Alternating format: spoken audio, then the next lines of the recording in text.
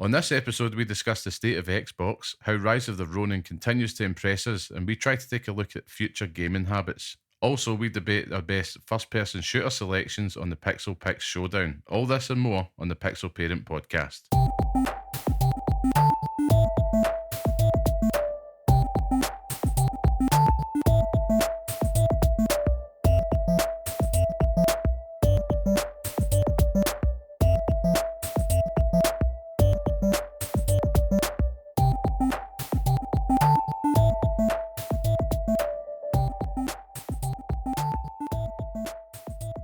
Hello and welcome to the next episode of the Pixel Parents podcast, the show that discusses all things gaming from the perspective of parents.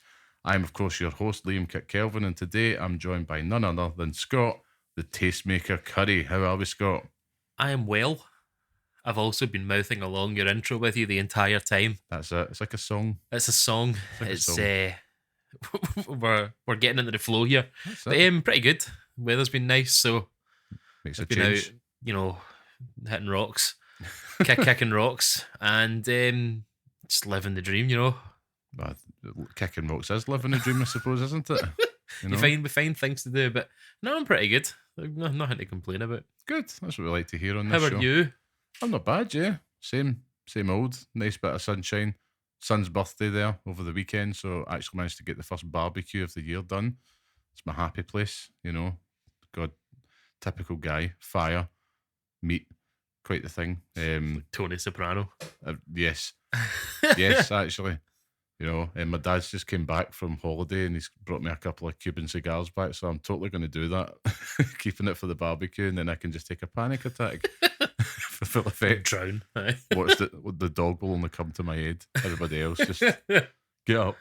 But of course, again, if you want to be part of the podcast, come say hello, share your thoughts with us at pixel_parents on Twitter, or write to us at pixelparentspodcast@gmail.com.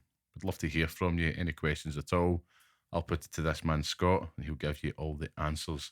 And again, we appreciate all your support and would love if you left us a wee 5-star review on your podcast platform of choice. It really does just help us out. And of course, thank you to everybody that joins us each and every week. So with all that out of the way, Scott, what are you playing this week?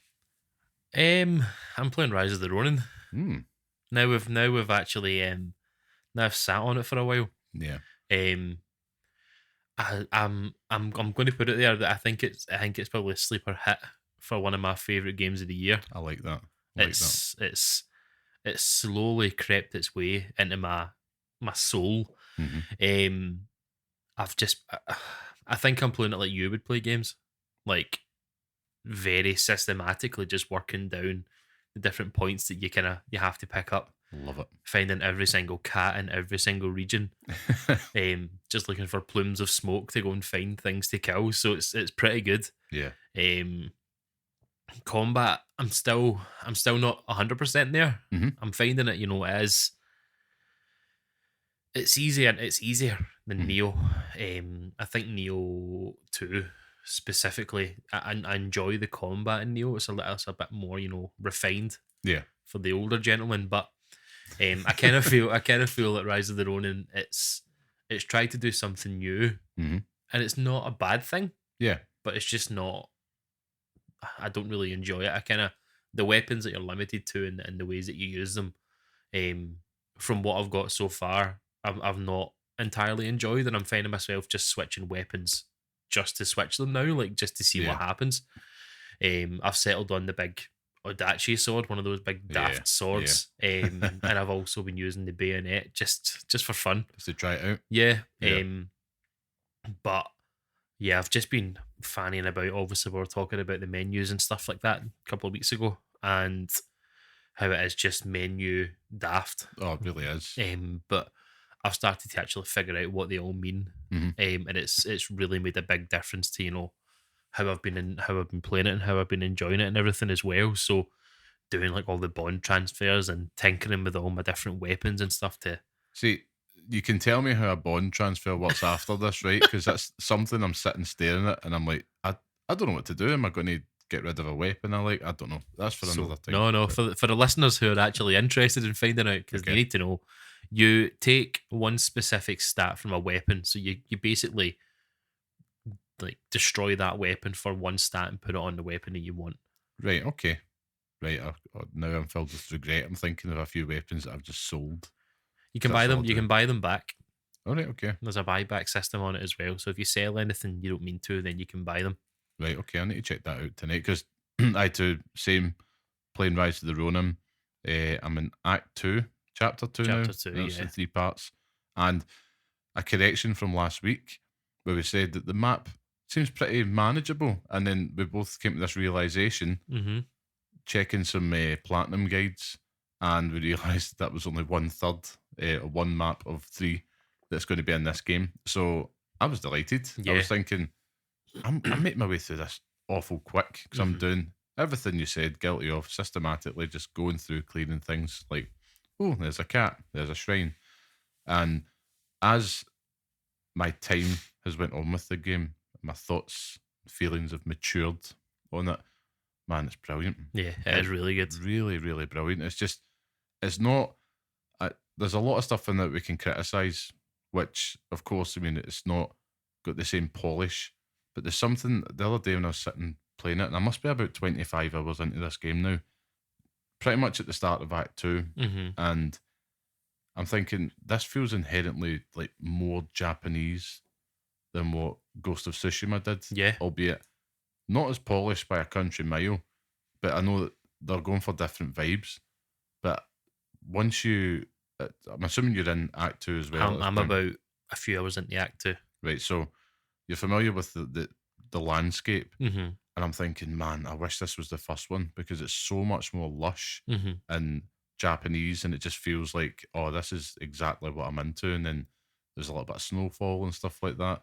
So it's doing it for me. Yeah. It is Yeah. doing it for me. And as for the combat, I mean, we should also add, you're playing this on the hardest difficulty. Yeah, I am yeah. not. So, but I'm still finding it enjoyable, and it still pushes you. Yeah, Like, there's like a couple of boss fights. I think the boss fight at the end of chapter 1, yeah, it took me a good few tries to get through that. And one of the first boss fights in chapter 2 is fucking brutal. It's horrendous. I think I know the one you're Um, talking about. On the Twilight mode, it is not fun at all. But I kind of find that my allies, you obviously have to manage their stats as well. Yeah. I don't really like that. Mhm. You kind of feel that they're not really as helpful as you want them to be.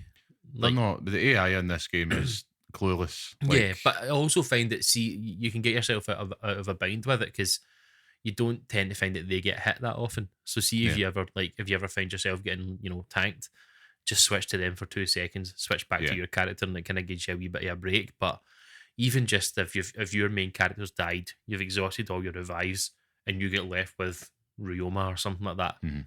you boy. are you are then the damage output is just nowhere near what you need it to be. So you're hitting this guy for about 20 minutes and you're doing nothing. Yeah. But no, it's fantastic. It is. It's absolutely brilliant. I think Yeah. that as I say, I think it's probably one of my sleeper hits of the years. I'm glad that I played it after Dragon's Dogma because it gave me what I was wanting. I'm with you on that. The mobility, and I think that's one of our first ever criticisms for Final Fantasy VII Rebirth was that the mobility, it Mhm. wasn't really, you didn't really feel there was much mobility there in the way it handled. Yep. Whereas I think that this handles 100 times better. This handles the way that an open world game should. Yeah. Yeah. As I say, the only criticism that I had last week of it was also to do with the wingsuit. Yep. The But slide. you get the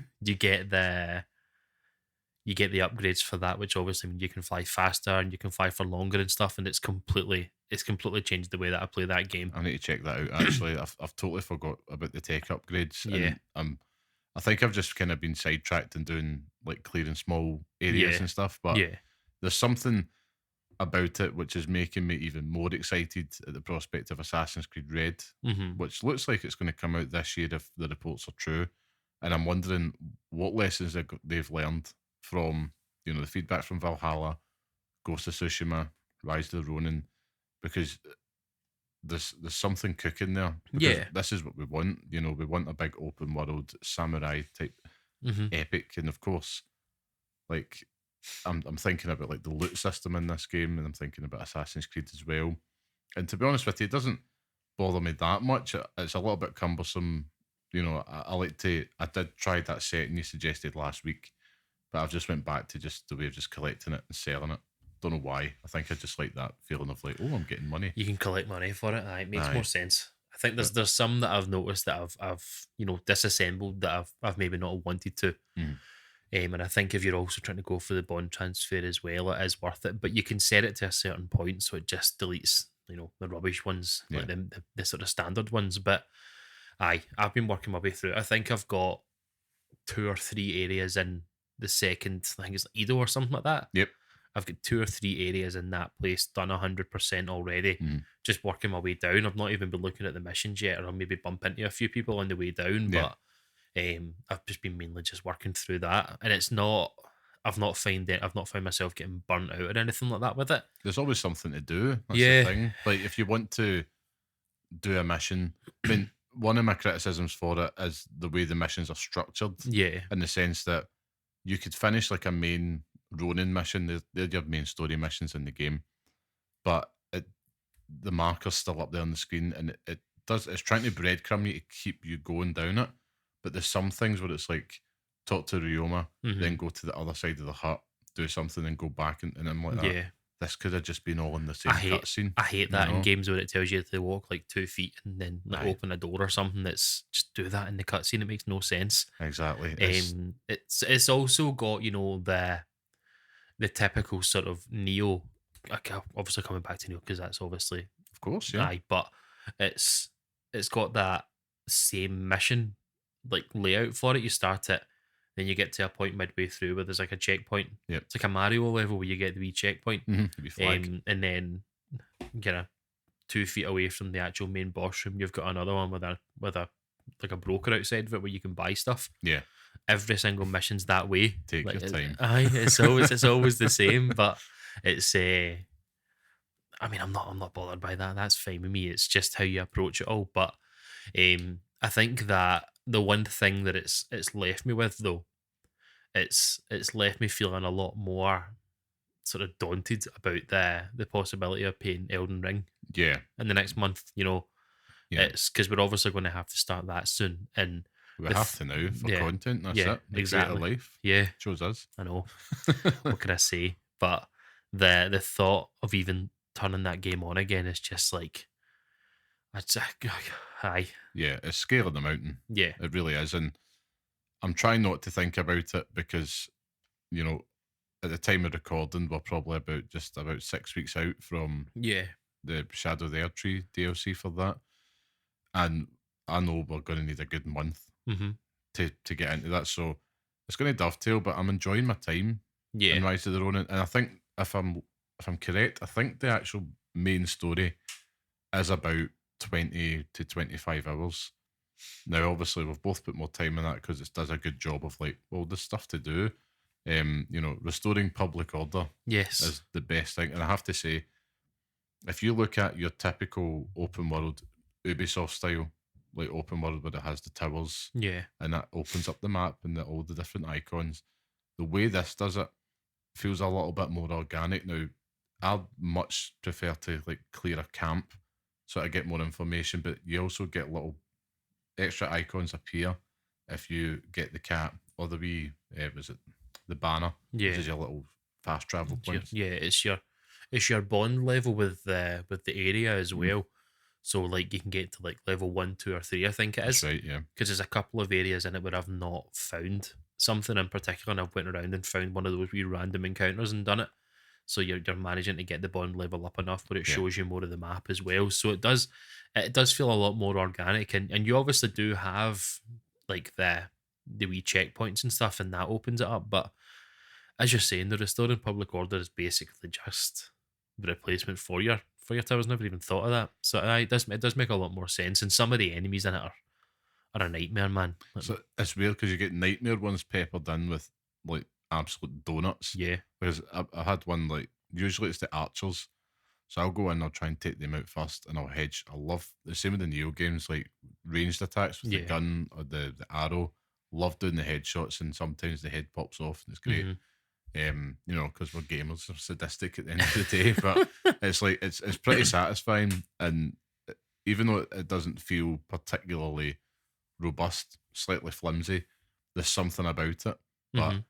you could do that next to, like, they could be right in front of somebody sitting at a campfire and he's not batted an eyelid. And it's Yeah. like, cool. Yeah. I'm just going to go and stealthily take you out. And On Twilight mode, it's considerably more difficult than that. yeah, You get seen, so much easier than normal. right. Well, It's a pain in the arse sometimes. Like you go in with all the best of intentions. It's like playing Metal Gear Solid. You go in with the best of intentions, and then you end up just running about mental. fighting an army.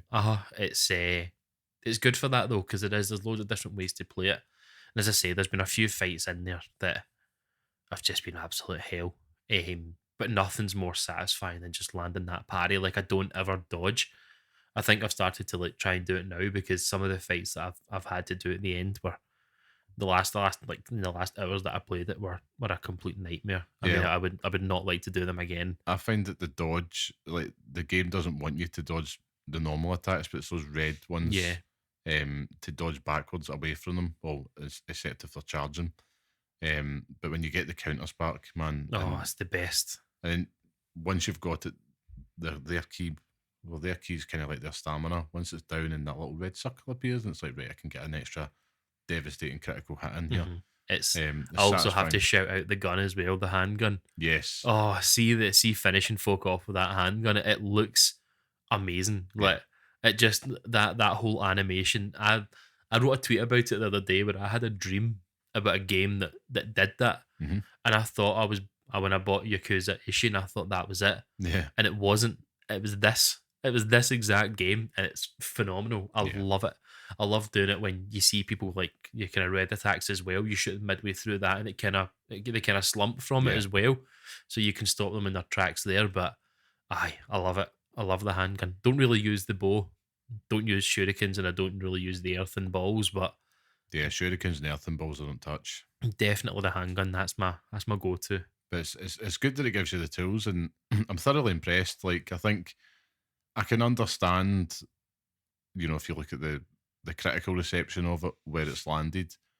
But I am surprised it didn't do slightly better because there's a really good game in there. Mhm. But at the same time, it didn't do bad. Mhm. That's the thing. I think it's hampered with its first few hours because it takes a bit of time to get into it. As you're seeing with us, it took us a bit of 100%. time to get into it, and it is a slow burn. But Mhm. then you get into the gameplay loop, and it's fantastic. I read the review of it today just in preparation for coming here, and they were completely slating it, and I was like, it doesn't really warrant that at all. Mhm. Like it's a really damn good try for what they're wanting to do, Yeah. and it does a really good job of.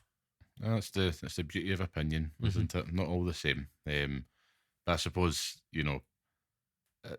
uh, I'm stunned because I was really hoping that Dragon's Dogma 2 would have stuck a bit more, Yeah. but it's just not. And I'll go back to that at some point this year. I will make that promise on here, because I know that there must be something in there, but I haven't played it enough to really warrant any type of, like, here is where I come down on this. So I'm It's still, hour one with Dragon's Dogma could be hour 60.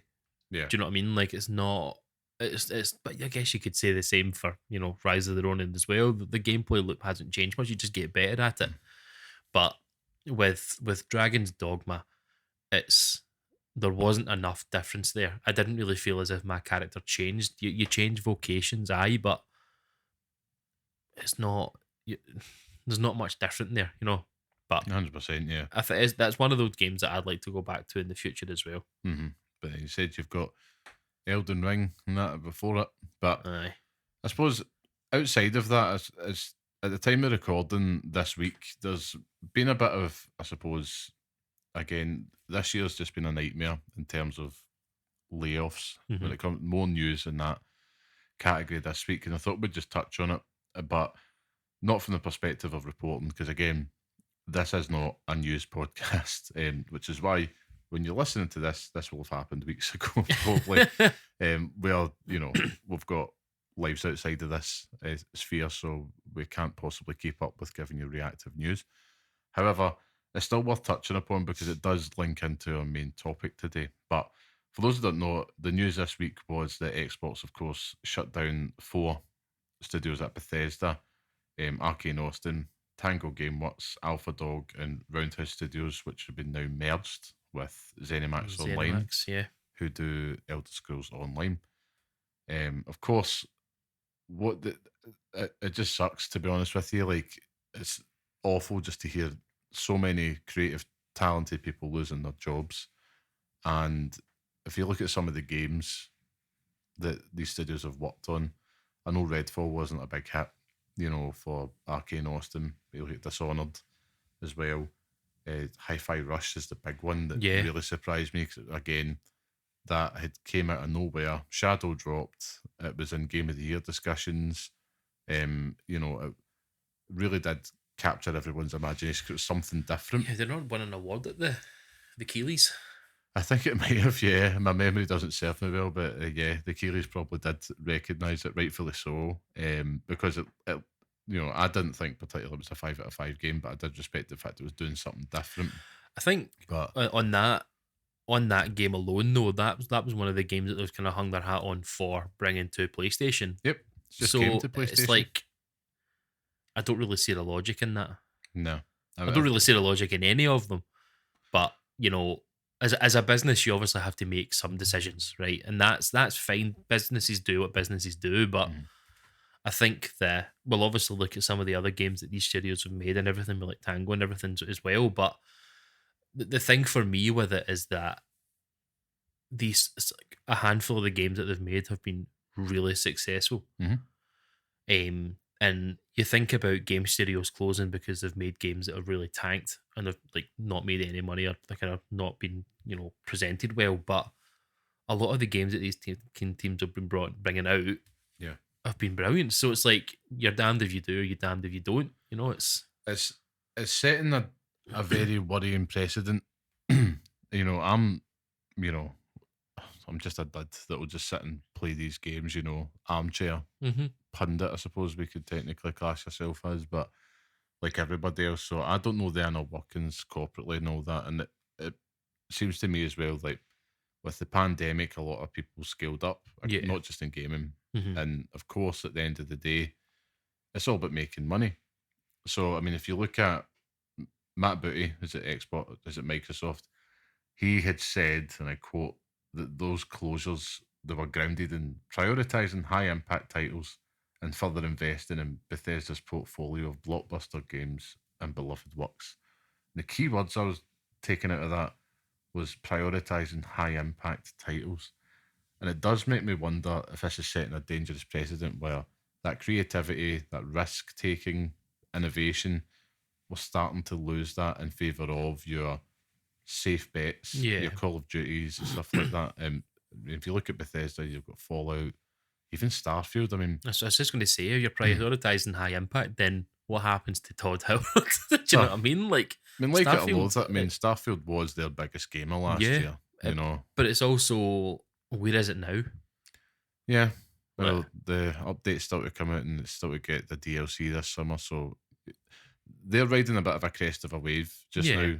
But the problem is, I don't know which direction that's going in Yeah. because the Fallout success, I don't think anyone expected really it. really wouldn't. Aye. So, but I'm also, as an Elder Scrolls fan, I'm like, oh, wait in the queue. Mhm. I Yeah. can wait for another Fallout game, but it's quite worrying because I'm like, who's next? And Mhm. we're about to see Hellblade 2 come out this week. Well, not this week, The this 21st. month. Aye. So Ninja Theory could be in the same position as Tango Gameworks in the sense that I expect Hellblade 2 to come out for it to really do well critically.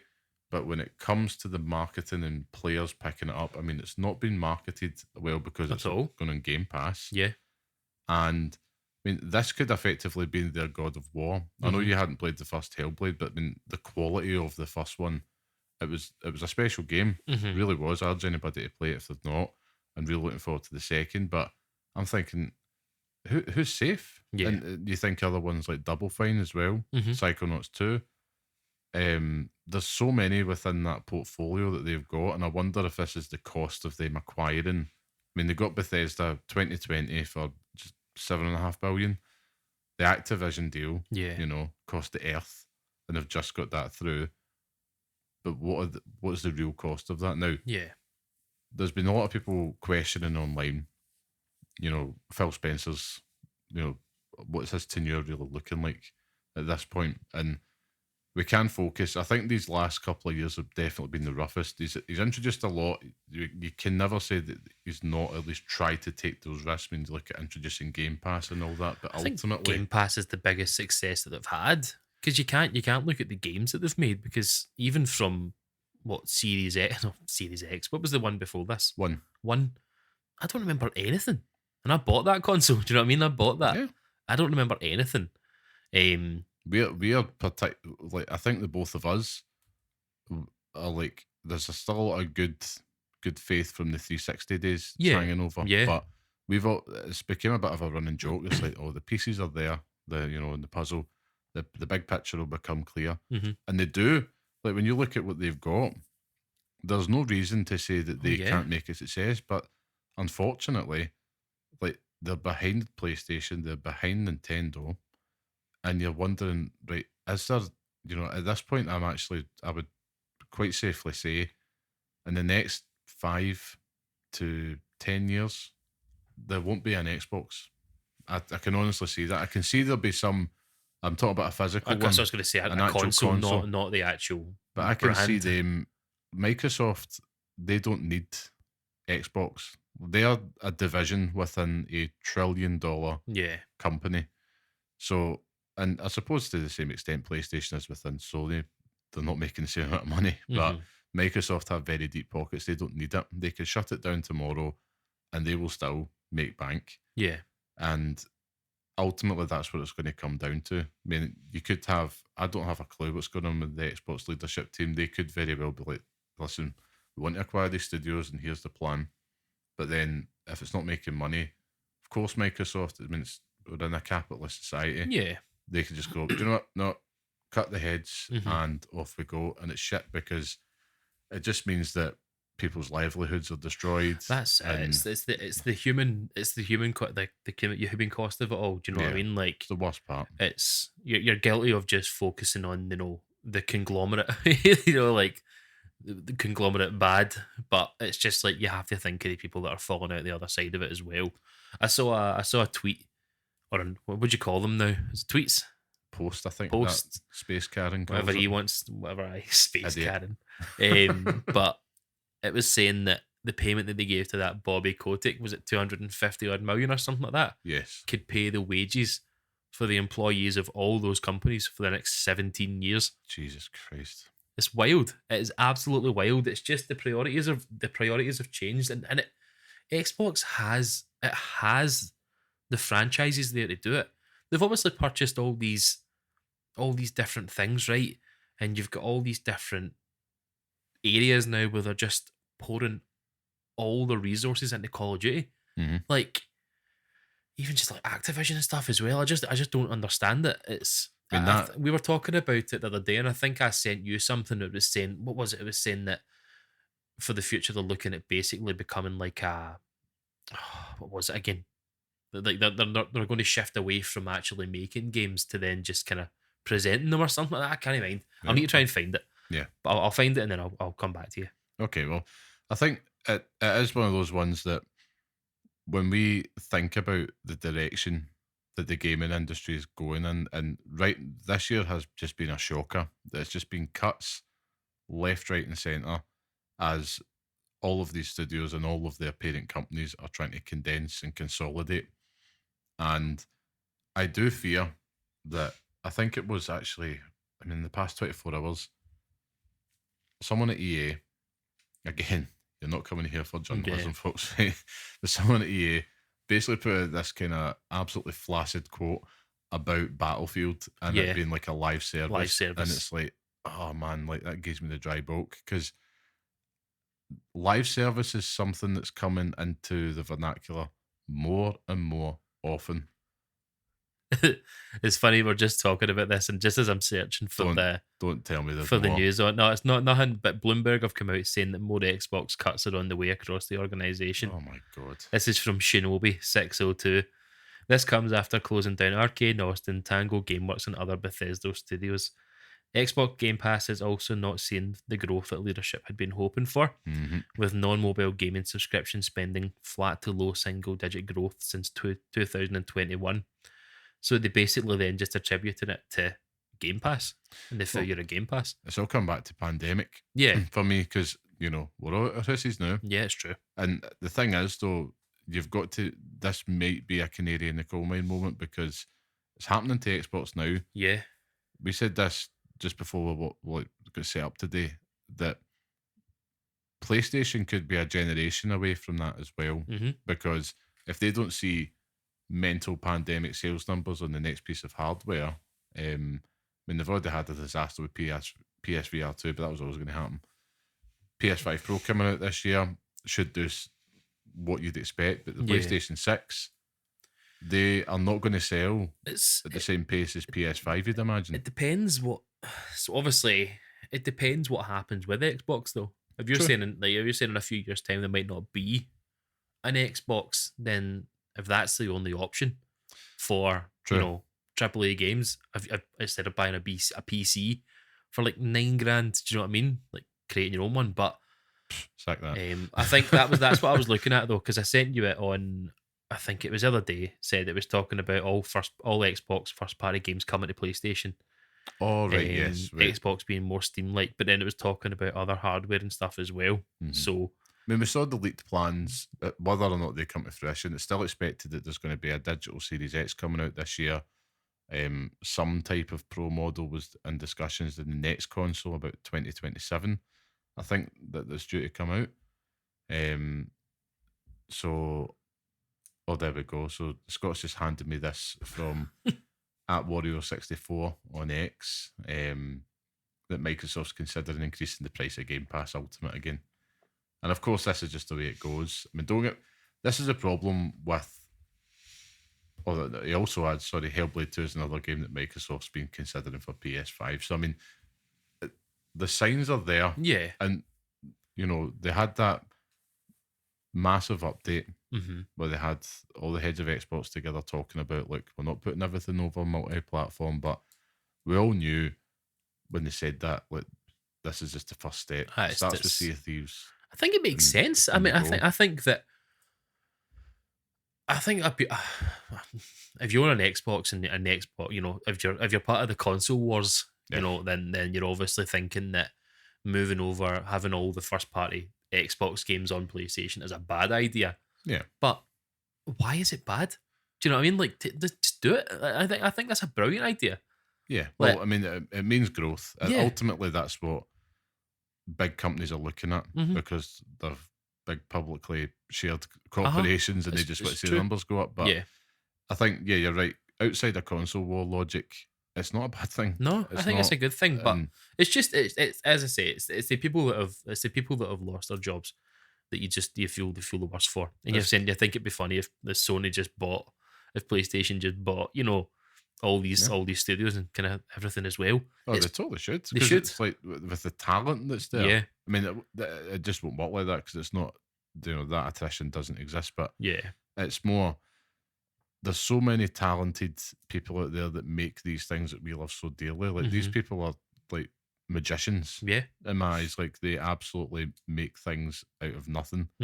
And regardless of what part they've got to play in these studios, it's just such a shame. And if there's like American studios and all that as well, it works a little bit differently to how it does here in terms of how you let go as well. Yeah, which makes it's more devastating. So my heart goes out to all those affected, of course, and I hope that it doesn't just stifle creative people being able to create things in the future. Yeah. As opposed to just slotting into stuff that they know makes money. Because if you are that big corporation, they've been doing this for a while, then it's nothing new. It's like, where's my live service? Where's the microtransactions? I want a Chewbacca skin, put it in there.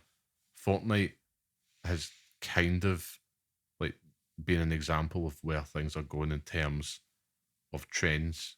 Now, this is what I want to linger on as we kind of veer into our main topic. Slide right in there. Slide right in there. But the topic this week I want to talk about was future habits, and we've kind of looked at it in different ways. And this week, I think with what's happening at Xbox is making us think, how do we think future gamers are going to engage with gaming? And this is a big part of it because what games are they going to be That's presented to engage with yeah, is probably the exactly. better question. Yeah, And we're talking about next generation, we're talking about the kids, yeah, the kids that you and I are raising and that listeners will have themselves. It's like, you know, what does that look like? I know right now the simple answer is, oh, they'll just play Fortnite and Minecraft, and hmm that may well be the case. And I just don't see them talking about games, 30 years' time, my son starts a podcast. I don't think he's going to be like finishing a game and going out the next and going out the next and talking about it. yeah. It might just be, what did we do this week? On And this game, Fortnite 7, and, Fortnite 7. you know, Probably still be Fortnite. I was aye, actually it's funny that you mentioned it because I don't think you can talk about the habits in games for children without talking about Fortnite because it's a complete everything. it's a complete phenomenon. Um, I don't think we're far from seeing like a Fortnite movie. Like, do you know what I Aye, mean? Like, surprised it's it not would be happened. it would be stupid for them not to do it. But I think the interesting part of it is that we've literally watched that game in real time and how it's grown and changed. Yep. We were there day one when it came out, and it was terrible. It was awful. Like it was different. It was different, and I don't think it really had much of an idea about what it wanted to do at that point. Well, it didn't. Don't forget, it wasn't a battle royale. Fortnite was what was it? It was a PvE or something like that. It was like PVE, Save like the World or something. save the world, and it was just like, and they just chucked in this battle royale because obviously PUBG Yeah, was and exploding. it then just became you had the battle pass, and now Yeah. battle pass has just become vernacular in big words. It's Mhm. just become the vernacular in all the game space, even in just like your normal. Some of your single player games have a battle pass in it as well, which is mad. Yeah. They're talking about online currency as well. So when we talk about online currency between me and you, we're thinking about PSN credit, going to go and buy something on the PlayStation Store or the Xbox Store.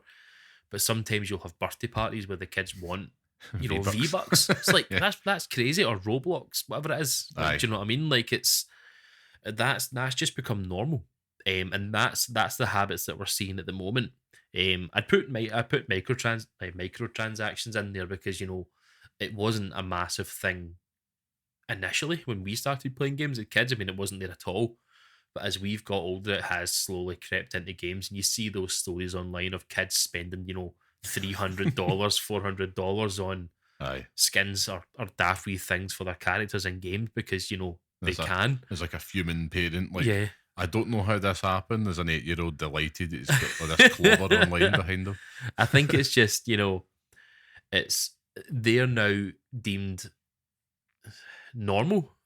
Mhm. It's a normal thing in a game, whereas I'm thinking back to Shadow of Mordor or whatever it was. What was it? What was the second one Shadow of again? War. Shadow of War. When you had the microtransactions Mhm. in that, you'd have to pay through that. So like, I remember that was completely shunned at that point in Yeah, time. they took it out. Yeah, and it's just from when we've started playing these games to now, that's just become normal. I mean, I always remember horse armor, Yeah, right? And they said that was like the advent of DLC, right? But that was really a microtransaction. I mean, all DLC, downloadable content, I suppose it's all microtransactions in some way, shape, or form. But I think if we look at how we played games and how it informs that attitude hmm as kids, like you got the game, it was all there on your cartridge, on the disc, whatever, and that was that. So yeah. anything extra, always like growing up, you were never extras were Aye, very rare. much a luxury. I mean, I Yeah. remember like the thought of getting a memory card in the PlayStation. It was like, hmm whoa, hmm I'm an absolute baller now. I don't hmm have to keep replaying the game from scratch. But that attitude, I think it's only really been this generation I've got used to Yeah, microtransactions because I 100%. would never buy anything. It was like, And it's I'm going to buy that. I'm there's going to. no like we're talking about creativity and like secrets and stuff in games. So I've been watching a lot of Maximilian Dude playing the Street Fighter series because Akuma's coming out. The man. And a lot of that was, in arcades where you would maybe fight Akuma and nobody knew who he was. Mhm. There was like surprise there. And Yep. there's none of that in games. You would just download them and like play as him. But if I remember, a couple of weeks ago, recording, and we had a reader mail segment featuring Grant, who Mhm. sent in a lovely question about wrestling games. And you talked about Fred Durst Yeah. and SmackDown Just Bring It, I think it was. That would just be probably, if that's in 2K25, you just pay Just pay and you £7 download it. Fred Durst skin. Yeah. Or you find it on the internet as well. Like people have found it before you'd even see it. Yeah. It's not like folklore. Do you know what I mean? Like it's not something that people say, "Oh, I found this or I found that." It's or like you're in the playground talking with your mates and it says, "I found Fred Durst or I found Fred Battersby in like Call of Duty." Aye. You know what I mean? Like I no, found, you didn't. aye, so like the Pokemon one, Muse underneath the car outside Uh-huh. the ferry type Uh-huh. thing. Aye. It's just like there's none of that in games anymore, and that's lost because you could just go online, you find it. There's people on YouTube making content, firing out content, us talking about all this stuff, ruining it for people. Yeah. I mean, Like, unfortunately, I think a future habit is going to be that games of service are going to probably be in the majority, oh yeah, they'll rule the roost. and we've got to navigate kids through that if they're playing it, you Yeah, know. yeah. And It's still, I think we're still a ways off it right now because there's still enough people who don't enjoy it. yeah, Would you say is Suicide Squad, was that games as a service? yep, Right. So killed it. that's been completely, that's just been completely closed, not closed down, but like for people who just don't want it at all. I mean, that's another studio that I am worried for, Yeah, Rocksteady, yeah. because that has, I don't know sales wise, but it's not going to do the numbers they thought it Nah, would. it's been panned, and it's a shame. But in a couple of generations, not generations, but our children might, if that came out when they were growing up, or Mhm. they're growing up, they might think that's class. Do you know what I mean? They just go on, it's just numbers on the screen, just things rising. Yeah, I think what we're sadly going to see the end of, if I take Rocksteady as an example, coming out of nowhere at the right time with like Batman Arkham Asylum. It Mm-hmm. wasn't the first game, but it was like their first big ass game, Mm-hmm. and it changing the landscape like that. Yeah. And we've seen it time and again with games and developers that just, they get that lightning in the bottle moment. And it could be even a sequel. I mean, it could be like The Witcher 3, Yeah. after a couple of tries at it. I just don't see big companies wanting to invest. I think they'll be reared. Mm-hmm. There'll be like rare occasions to do that, but I don't know how. That's something I'm facing up to. Is like as my son starts to dip a toe increasingly in playing games. Now, luckily, it's Nintendo. We talked about that Yeah. last week. They're Yeah. king, and they'll always give you that type of game that we're used to because it's family friendly and it makes sense, and they know that product, when done well, will sell. They prove it. They Yeah. had their quarterly earnings report this week as well, Mm-hmm. and the Switch is still doing gangbusters. And it's one of those ones where, you know, I don't know how I'm going to navigate it because it comes with it. It's a different type of experience. Yeah. Because the thing I love about a single player game is that I am completely in control of the world and events around me. As you know, you jump into Fortnite and then somebody like, dressed as Mystique from X-Men just pops up and just, destroys you, and Yeah. That's you done. you've barely even got started in it, and it's all, this whole PvP element of it. And I know not all of them are like that, but it's just something I'd be so sad to see go. But I'm facing up to the fact that I think that's going to be the gaming landscape that the kids are going to be navigating. And I do see habit wise, exactly as you said, microtransactions rule the roost. Mm-hmm. It's all online. And it's just, I think back to like how you experience games and consume them. Everybody had a best pal or Yeah. cousin that you might have not owned the game, but that's how you played it. That's how you got to experience it. I think Mm-hmm. back to like GoldenEye and stuff like that. Majority of the time I played that game was at a friend's house, Yeah. multiplayer. Or it's like you had a cousin that had the game and you would Mm-hmm. share it, or swap games hand in hand. You go back to the famous PS4 moment with the sharing things. Yeah. Companies are wanting us to go into that space of digital only, not get being able to trade games and stuff like that between ourselves. Even if you look at retail and the rental space, Yeah. I think you spoke about it a couple of weeks ago, like renting Shaolin Monks. Mm-hmm. A game that you would just be like, I'm not going to take a punt on that because A, I'm a kid and I don't have the money to buy it, but B, well, there's £3 and I can rent it for a weekend. Yeah, I think losing that is it's criminal. You know what Yeah. I mean? Like it's heartbreaking, and even just look like losing physical media in a nutshell is Mm. heartbreaking as well. Um, for us, you know, Yeah. I don't want to speak for people that are younger than me because they might love it. Sometimes, you know, the sphere of not having to leave the house and being able to just access everything from the city and arse, you know, that's Yeah. fine and people enjoy that, and that might be the way, that may be the future for people. That's fine, but as you say, not having the risk of maybe buying like, I don't know, think of buying Suicide Squad. Imagine you could just rent that game for a couple of days and just go, nah, this isn't for me, and give No. it back. I think there's a place for it, and I think that, you know, maybe I'll be the pioneer that brings back gaming rentals. So But you're going to say Suicide Squad. Suicide Squad, I'll remake it. Everyone, don't worry. I'll do all the voice acting. But I think that, you know, it's the expense of it all. I think that's the scary thing with it, is that it's becoming increasingly more and more expensive, and it's not an initial day one expense. It's a gradual burn of just, we've seen it ourselves with playing, you know, Call of Duty, that you'll go on there and Yeah. you'll just buy the battle pass just because, you know, it's something else that flashes up on screen that makes you feel good. Yep. Or you'll buy a skin. I mean, I was burned for the guy from Dune. Never even watched Dune, Was hilarious. Austin Butler, but thought it was hilarious just to buy it because he just looked stupid. He does. Yeah. But it's just that expense of it all is just, it's the scary part of it, and it's only going to get more and more expensive with, if we're talking about a PlayStation 6, for example, if that has more power than the PlayStation 5 and it's offering more, it's going to cost more as a mean, result. Forget the 6. Think of the 5 The Pro. Pro, yeah, true. They're not selling that for less than 550. No, and No that chance. that in itself is, for what you're getting from it, is great. Mm. As I said earlier on, you could go and buy a gaming PC, or go and, you know, build your own gaming PC, and you could spend upwards of what, thousands and thousands of pounds on it, and it requires constant maintenance. And if you could buy that pre-packaged, then that's class. But it's just that these things are just becoming more and more expensive. You're seeing graphics cards themselves cost thousands of pounds as well. So, Mhm.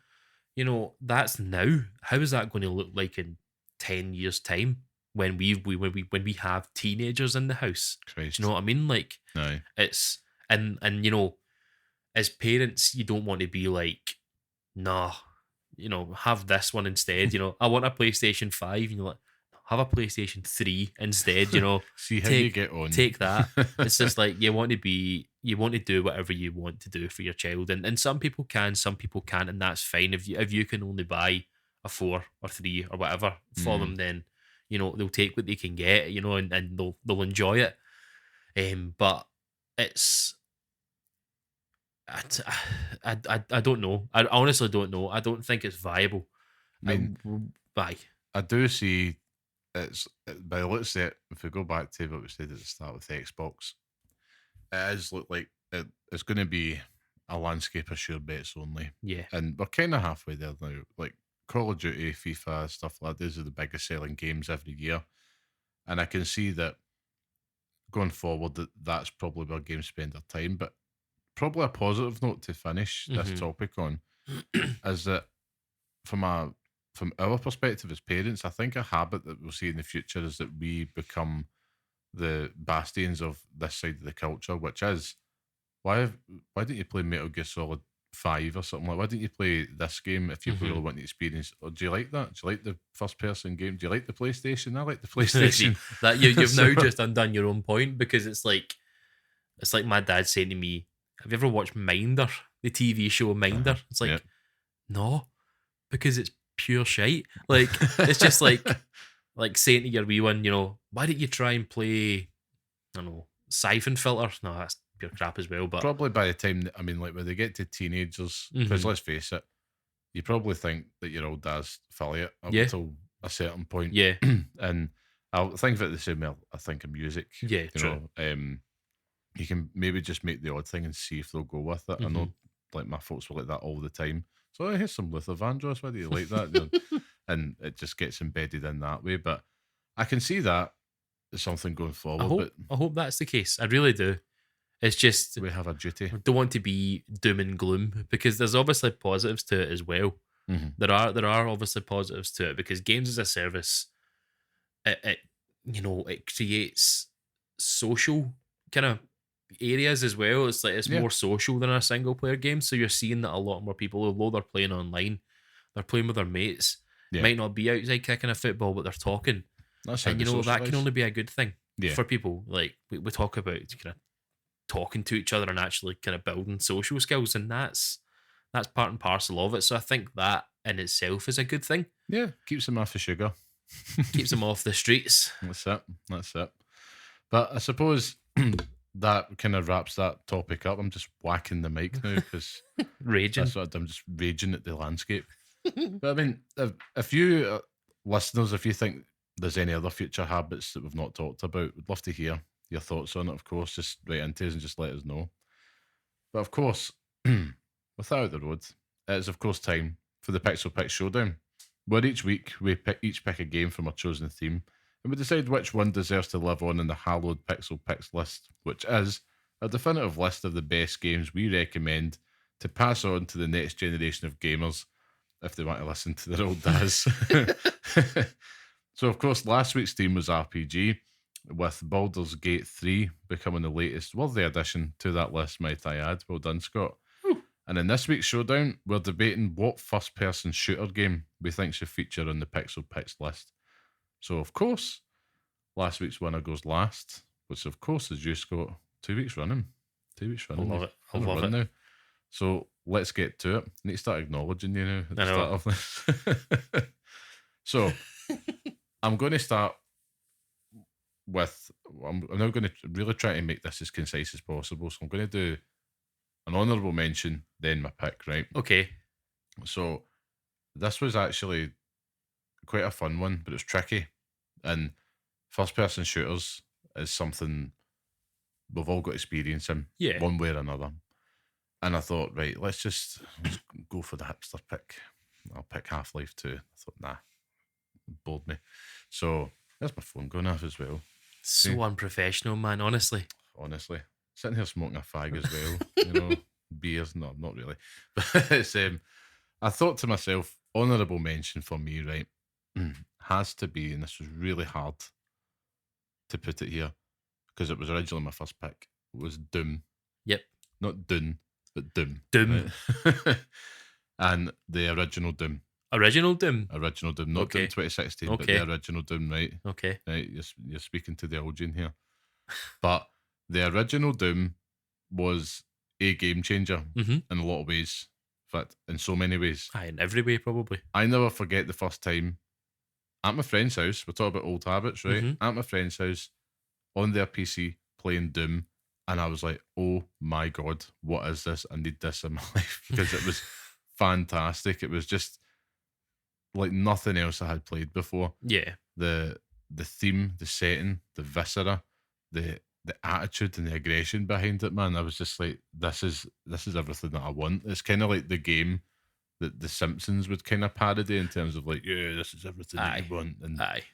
Doom, so influential, like the granddaddy of first person shooter games, right? So I had to at least give it an honourable mention here today because I've thought a little bit more hard on that as well. So my pick this week, and with good reason, is Call of Duty 4 Modern Warfare. Okay.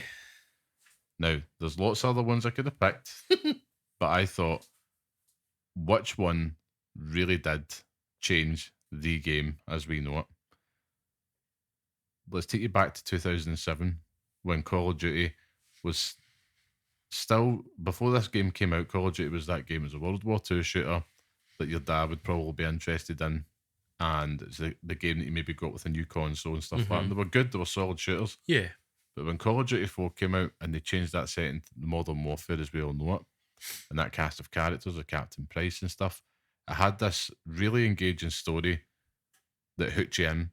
It had crisp Twitch-based gameplay, and you thought, damn, this is really good. And I remember playing the campaign, and I remember thinking to myself, this is really quite engaging. I enjoy this.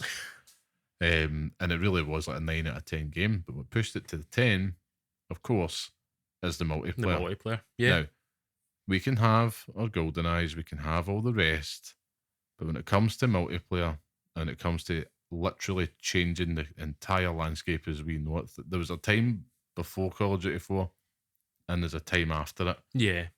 2007, that was donkeys ago. I know. I was a teenager back then. So it was ages ago. And that multiplayer and the way that it locked in that progression system and it made it so addictive, coupled with the gameplay. And once you kind of got the hang of it, I remember the first time playing the multiplayer, I was like, Jesus Christ, how are you supposed to do this? I'm dead every 2 seconds. And then, getting advice from my cousin, who's so much better at games in general than me. Complete fiend at them, man. A phenom, and particularly in Call of Duty. Yeah. He's so good at games. But anyhow, he gave me some tips, and it worked. And I could be slightly competent at the game. But this game, I think, really has to go on the list, because when you think of first-person shooters, I don't really think there's anything else that we could really put in there that has impacted the games industry as a whole in the same way that Call of Duty 4 Modern Warfare did. There has been potentially better games for nostalgia, better games in certain moments, better games critically, perhaps, although Call of Duty Modern Warfare 4 was a critical darling. Shout out to one of our listeners that loves it when I say that, apparently. But yeah, my pick this week, nice and simple, Call of Duty 4 Modern Warfare. And I'm intrigued to hear your thoughts this week on your picks. I know first-person shooters isn't not my jam. Your favourite genre. It's not. So you've mentioned a couple of them that I was going to talk about for honourable mentions. And I'll mention them, but kind of preface this is that I didn't want to think about games. I was feeling bad for winning 2 in the bounce, and I'm thinking I'll throw my bone here, right? You've picked South Park, haven't you? I have, yeah. No, I was thinking about, if I tell you this now, I'll honourable mentions first. So, honourable mentions, Doom 2016. Yep. Love it. Absolutely love it. I never really got into Doom when I was younger. Completely bypassed that series kind of completely. And then Doom 2016 came out, and from the moment you break out of that bed, it's just non-stop. Phenomenal. And it's glorious. Pure heavy metal. You're talking about, Big Daddy V showing up as well, so lots of viscera in there. Yep. But didn't want to go for Doom 2016. I don't think I could make the case for it. Then Titanfall 2. Right. It's I don't really need to say much more than that. The mobility in the game, the story mode. I mean, I never really got into the story mode until a few years afterwards, but it was fantastic. And again, critical darling, would you say? It was going to be controversial. The hand has been overplayed slightly on that one, because it was far too short, and it was only really 2 missions that stood out within it. But when you still in my heart it works. But no, the game the game that I wanted to pick didn't, it came at the right time for me. It was the first proper first-person shooter that I got into. And it was the reason why I started paying for internet in my mum and dad's house. Okay. And it was Black Ops 2. Yeah, I nearly did pick that. I'm not picking this because I think I actually probably do think it's a better game than kind of Call of Duty 4 for me. Even playing, was it a remaster of Call of Duty 4? I never really got into that either. Yeah. I didn't really vibe with it. But Black Ops 2 just it hit at the right time when I was growing up, where I was stupid enough and I had time to play it. Didn't play the campaign. Can't really argue anything about that. Campaign was good. Don't remember anything about it, but just jumping online, Xbox 360, playing it with you, playing it with your cousin. It was brilliant, and that was my gateway into that series I'd played the kind of the World War II ones, but Mhm. Black Ops 2 just hit like a ton of bricks. And, for nostalgic reasons, it has to be the game that I pick.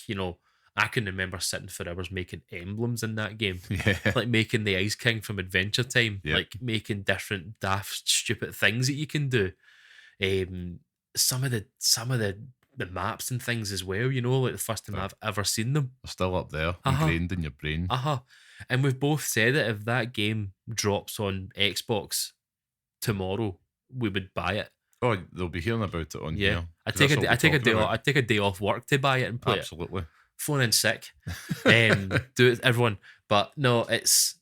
I don't think I can argue that it's better than Call of Duty 4 because without Call of Duty 4, there is no Black Ops 2. Yeah. But for me, it is a better game. I mean, it's definitely I much prefer Black Ops 2 multiplayer to Call of Duty 4 because obviously you had like the Pick 10 system and all that came Yeah. into it. The emblem, I had my Jurassic Park emblem that I Mhm. made with the wee crappy dinosaur. dot Very eye. proud of that. The dot eyes. And that was the only Call of Duty game that I reached Prestige Master on, Mhm. which I'm should be ashamed to say, but Aye, but it's you aye. know, that was the one by far that we both played the most. Easy, like no contest. But in the campaign as well, I mean, I remember I got that game to review Mhm. as well back in the days I when I know. was writing about Yawn Games. And I remember at the time I was thinking, oh, I'm not too sure. 'Cause I think it was just after Modern Warfare 3 came out, which wasn't really that great, to be honest. Didn't vibe at all. And I remember speaking to you about it, and I was like, I'm coming in saying, "Oh, I've got Black Ops 2 to review. Woe is me type of thing." But it was like, I could do it. It's a Call of Duty game. And I wasn't expecting much. I was expecting a 6 out of 10 game here Yeah. at best. And I remember coming back and after the weekend playing it, and I was like, please buy this game. Like, it's brilliant. We need Yeah. to go online. And then that was it. That was it. Like, a year passed.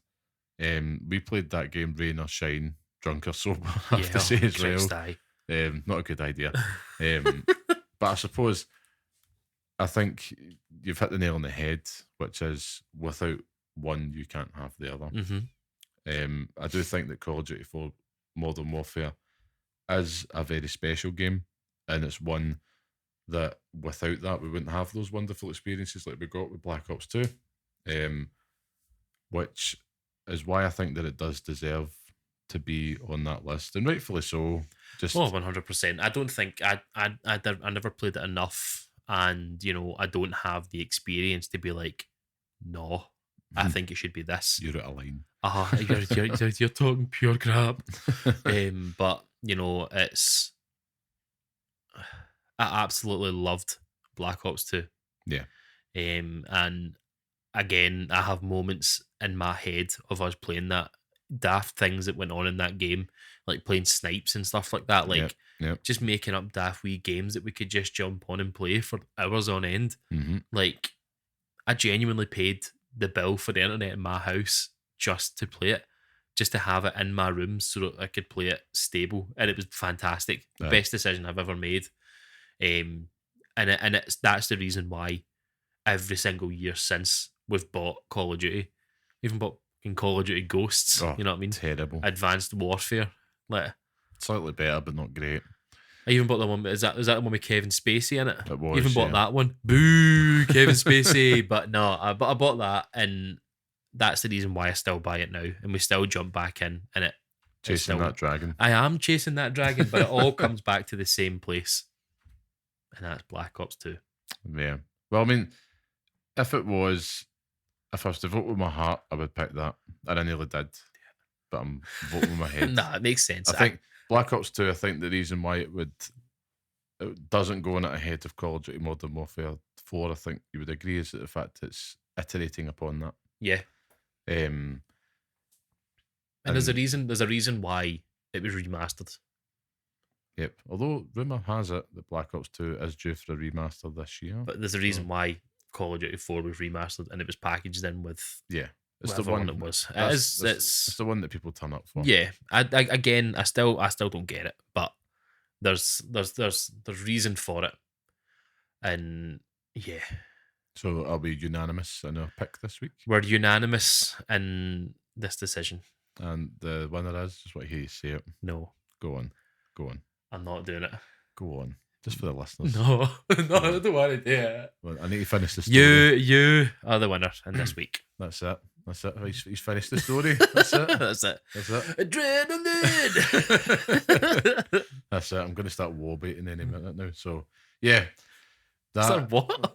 Like war baiting? War baiting? All Yeah. right, aye. Every time he comes on to any type of show and I'm just watching like 50-year-old guys screaming at the top of their lungs, it's pure cringe. Anyhow, that'll be for the wrestling podcast someday, I'm sure.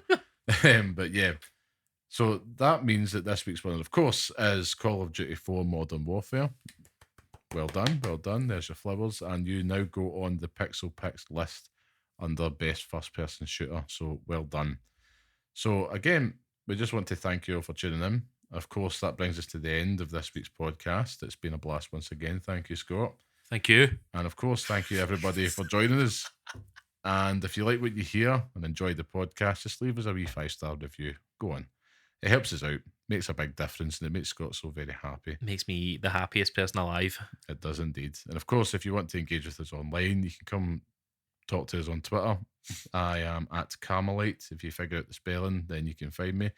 And Scott, where can people find you? I'm going to have to write this down one day. Llamaman91. He's got You it tell in the one. people. He's We'll got it in create a one. button for it where it just tells you exactly where to go. Or don't go. Just show up randomly. That's it. And of course, we want to thank our producer and music man, the very talented and handsome Mr. Sean Murray. Thank you Again. so much. So handsome. So He is so handsome. Honestly, an absolute specimen. And again, you can listen to the next episode. Please join us on all your major podcast platforms of choice and follow us on Twitter at pixel_parents. And of course, write to us at pixelparentspodcast@gmail.com. But until next time, stay safe, stay sane, and thanks for listening. And play Alan Wake 2.